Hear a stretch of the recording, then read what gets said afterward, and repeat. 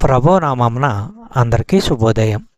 ఈరోజు దేవుని వాగ్దానము ఏమనగా కీర్తనల గ్రంథము 111వ అధ్యాయము 2వ వచనము. యెహోవా క్రియలు గొప్పవి, వాటి యందు ఇష్టము గలవారందరూ వాటిని విచారించుదురు. సహోదరి సహోదరులారా, దేవుని పనులు పొగడదగినవి.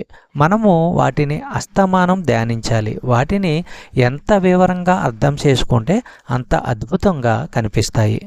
యోబు గ్రంథము 5వ అధ్యాయము 9వ వచనము మనము పరిశీలించినట్లయితే, ఆయన పరిశోధింపజాలని మహాకార్యములను, లెక్కలేనని అద్భుత క్రియలను చేయువాడు.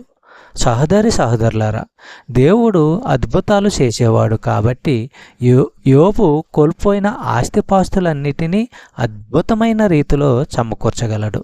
చెప్పబడిన వాగ్దానము దేవుడు దీవించి ఆశీర్వదించును గాక. ఆమేన్.